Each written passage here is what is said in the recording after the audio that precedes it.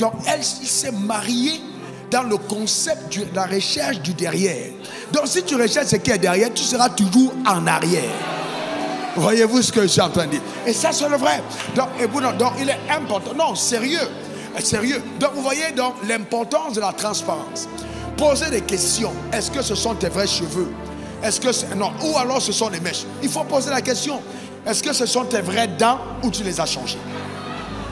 Parce que le jour, tu peux être surpris. Tu peux être surpris que tu viennes aux toilettes, elle a enlevé pour se nettoyer. Et puis elle dit bonjour, hein, tout a disparu. C'est authentique, frères et sœurs. C'est authentique. Pourquoi est-ce qu'il faut causer véritablement? Pourquoi est-ce qu'il faut parler?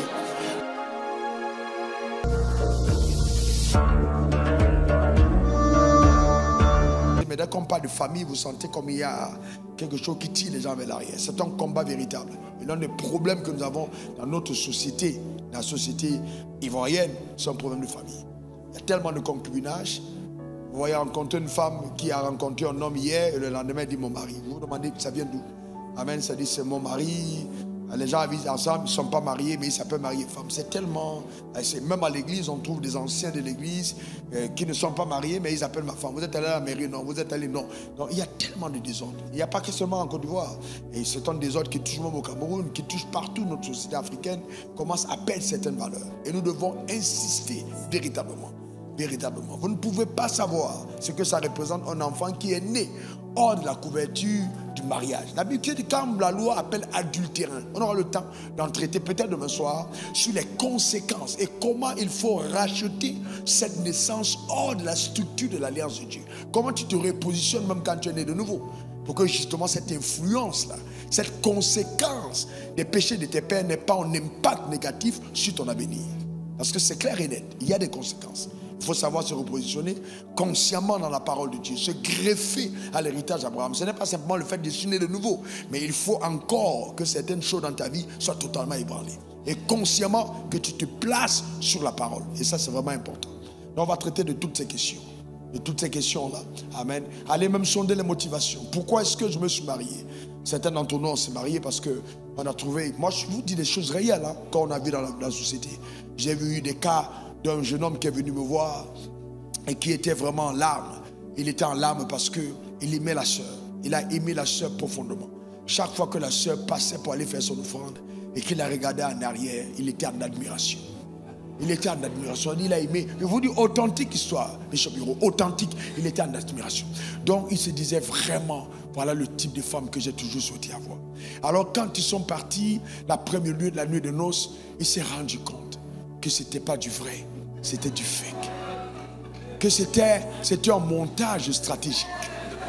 Donc il n'a pas compris, il a eu l'impression que bon peut-être il était trop dans les vapes. Mais il avait l'impression que le volume avait diminué. Authentique, je vous dis authentique histoire, dans la maison de Dieu. Authentique histoire, ce n'est pas de blabla, authentique histoire. Et donc après, il observe, il dit bon, et quand il va se prendre sa douche, il guette un peu, mais il dit, mais quand il s'habille, et puis ça augmente. Voilà.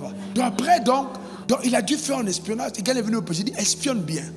Donc, non, sérieusement. Donc là, on a monté un stratagème, il a espionné, et il a vu qu'elle avait des caleçons spéciaux qu'elle mettait et qui se collait derrière et donc qui donnait un volume un peu plus important.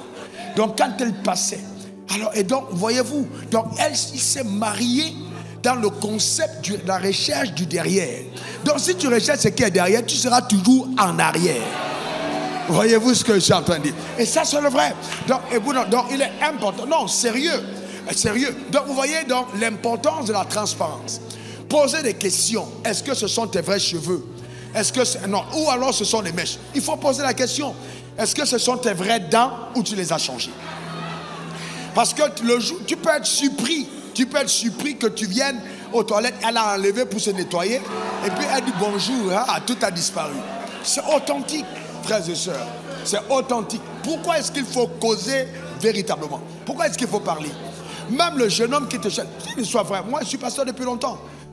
Je vous dis la vérité. Je connais une soeur qui est venue me voir.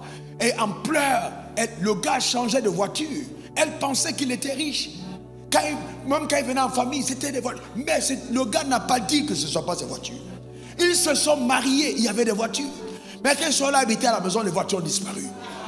Déjà, le gars était chauffeur.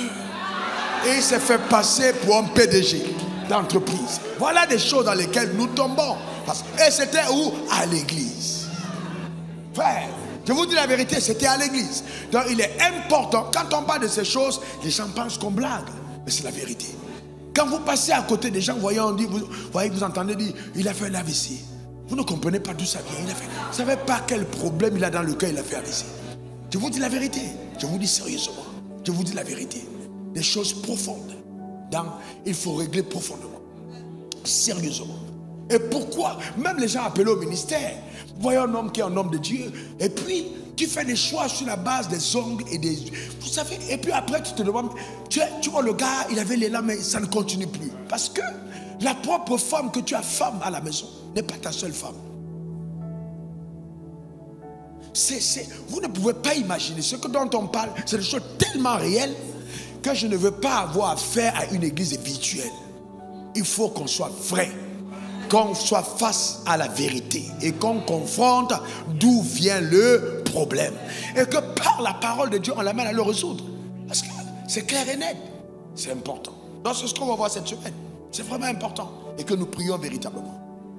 Les choses qui ont eu de l'ascendance sur ta famille n'aura pas raison de toi. Non, c'est clair. Et j'aime aimer, tu es l'ancêtre de tes pères. Donc les choses recommencent par toi. Nous devons croire véritablement dans le nom suprême de Jésus. C'est ça la vérité. La différence entre nous les charismatiques et ceux qui vont simplement à l'église de façon religieuse, c'est que nous vivons l'authenticité des Écritures. Donc si nous perdons l'authenticité des Écritures, nous tombons dans la religion. Nous ne sommes pas religieux. Certains d'entre nous, ça nous a coûté tellement de choses pour continuer d'être là. On s'est dit, on ne va pas compromettre les valeurs de la vérité. On va rester dessus. Amen. Que Dieu te bénisse abondamment. Donc prends ça très au sérieux. Prends ça très au sérieux. Tu rentres à la maison, tu pries par rapport à ça. Les déclarations qui ont été faites, les proclamations qui ont été annoncées, tu te tiens sur la brèche, tu te dis, ce modèle divin sera préservé.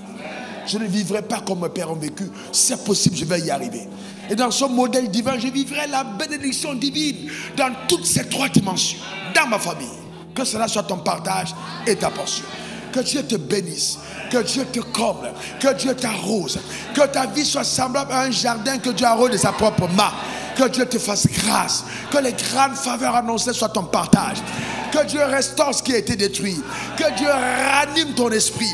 Qu'il remette en toi de l'espérance. Cette espérance à lui qui ne sera point dessus, qui ne va pas te décevoir au nom suprême de Jésus. Qu'il t'apaise et qu'il te donne la force intérieure, l'énergie de continuer de courir sur la vérité. Quelles que soient les circonstances. Que ta famille soit comblée. Que la miséricorde divine soit ton partage. Que la grâce de Dieu t'accompagne. Que l'ange de la prospérité monte la garde autour de toi pour t'aider à accomplir les desseins de Dieu rattachés à ta vie. Que tu ne manques de rien. Que ton mariage, ou alors ta famille, ou ton mariage à venir, ou à devenir, soit vraiment l'expression de l'Éden sur la terre. Dans le nom suprême de Jésus. Et que par la sagesse divine, tu minimises les problèmes qui se poseront au quotidien. Que tu transcendes en te mettant au-dessus, en appliquant la sagesse, pour que ta maison soit stable et forte dans le nom suprême de Jésus. Va en paix. Que l'Éternel t'accompagne. Au nom suprême de Jésus, j'ai prié. Quelqu'un dit Amen 3 fois. Amen. Amen. Amen. Que la main de Dieu soit sur ta vie.